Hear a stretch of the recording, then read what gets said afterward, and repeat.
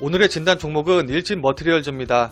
영상 시작하기 앞서서 좋아요, 구독, 알람 설정까지 부탁드리도록 할게요. 자, 그럼 바로 시작해보도록 하죠. 일진 머티리얼즈는 리튬이온 2차전지용 응급지전체에 사용되는 일렉포일의 제조 및 판매 업체로서 동사의 성장 전망을 살펴보려면 우선 2차전지 관련 시장의 상황을 확인해 볼 필요가 있습니다. 그동안 중국과 미국이 주도하던 전기차 시장에 유럽이 본격적으로 뛰어들면서 이 시장의 확대가 가속화되고 있는데, 중국은 전기차에 대한 일부 지방정부의 축소금 전면 폐지와 중앙정부 보조금 축소 등이 겹치면서 그 전기차 판매량이 하락하는 추세를 보이고 있고, 미국 역시 트럼프 행정부 출범 이후에 환경 규제에 대해서 좀 완화적인 스탠스를 보이면서 그 완성차 업체들의 전기차 생산 필요성을 감소시키고 있습니다. 반면 유럽은 오히려 환경 규제를 강화시키는 모습으로 지난 연말 차량당 이산화탄소 배출을 2030년까지 37.5% 추가 감축하기로 확정을 했고, 많은 업체들이 2021년 규제도 달성하지 못한 상황에서 대규모 벌금을 물어야 되는 상황에 처하게 된 거죠. 이에 발등에 불이 떨어진 유럽 완성차 업계는 전기차 신차 출시에 박차를 가하고 있습니다.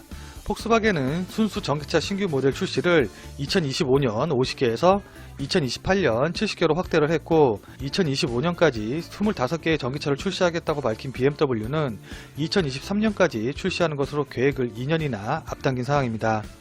이에 유럽 전기차 시장은 올해 약 34%의 판매가 증가할 것으로 보이고, 2025년까지 연평균 30%의 성장이 예상이 되고 있습니다.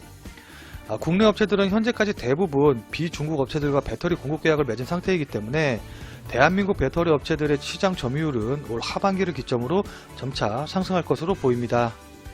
또한 ESS 화재 관련 이야기를 안 할 수가 없는데, 국내에서 ESS 화재가 연이어 발생해서 수요가 좀 지연이 되면서 주요 2차전지 업체들의 ESS 관련 실적에 부담 요인으로 작용한 건 분명한 사실입니다.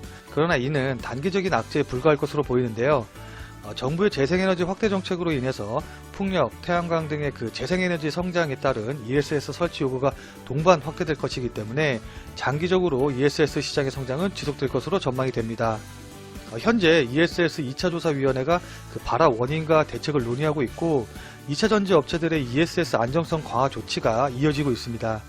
또한 산업통상자원부가 ESS 화재 사고에 따른 대책의 일환으로 전기설비 기술기준 일부 개정안을 최근 확정 시행하면서 설치 위치와 비상장치 규정 등을 신설하고 ESS 안전기준을 강화한 만큼 추가적인 화재 우려는 좀 잦아들 것으로 보입니다. 마지막으로 일진 머티리얼 자체의 모멘텀을 좀 살펴보도록 하겠는데, 배터리용 동박은 높은 고정비 비중에 따라서 신규 시장 진입이 좀 제한적인 시장이고, 경쟁업체인 SKC와 두산솔루스의 증설 속도가 예상 대비 좀 늦었기 때문에 2020년에는 배터리용 동박 공급 부족 상황이 나타날 가능성이 있습니다. 또한 글로벌 중대형 전지 캐파 확장 과정에서 1기가와트 시당 약 평균 700톤의 동박 수요가 발생할 것을 감안을 하면은 최소 2022년까지는 동박 공급 부족이 지속될 가능성이 있습니다. 이런 상황에서 동사는 말레이시아에 약 1만 톤 규모의 공장 증설을 완료를 했고, 고객사들과 2023년까지 총 6만 톤의 전기차용 일렉포일 공급 계약을 체결할 상태이므로 증설은 곧 매출 성장으로 바로 이어지고 있는 상황입니다. 또한 말레이시아 공장의 2만 톤 규모의 추가 증설이 내년 상반기까지 완료가 될 예정이고, 하반기부터 생산을 시작하게 되면 말레이시아 공장에서 총 연 3만 톤의 생산 능력을 갖추게 됩니다. 따라서 이에 따른 매출 성장이 기대가 되고 있는 상황입니다. 반등이 나오기 시작한 지난 5월 21일부터 11월 29일의 수급을 살펴보면은 기관이 약 1050억가량을 매수하는 동안 외국인이 70억, 개인이 1000억 정도를 매도를 했습니다. 외국인과 기관이 매도하는 가운데 기관이 꾸준히 매수하였고, 최근 다시 기관의 매수가 이어지고 있으므로 외국인의 동시 순매수가 나오지 않는 점은 좀 아쉽지만 수급적으로는 대체로 양호한 상황입니다. 지난 5월 25일날 3950원을 저점으로 찍은 증시는 이후 저점을 높여가면서 반등을 해주고 있으나 45,000원 부근의 자리에서 저항을 받아서 돌파하지는 못하는 모습을 보이고 있습니다. 저점을 연결을 해주고 이런 식으로 고점을 연결해서 좀 살펴보면은 기술적 분석상 상승 삼각형 패턴을 완성을 해가고 있는 모습이고, 이런 식으로 상승 삼각형 패턴을 완성을 해가고 있는 모습이기 때문에 직전 저점인 34,650원을 깨고 내려가지 않는다고 하면은 추가적으로 반등이 나와서 저항선으로 작용 중인 45,000원 부분까지는 반등이 나올 것이라고 기대를 해볼 수 있는 상황입니다.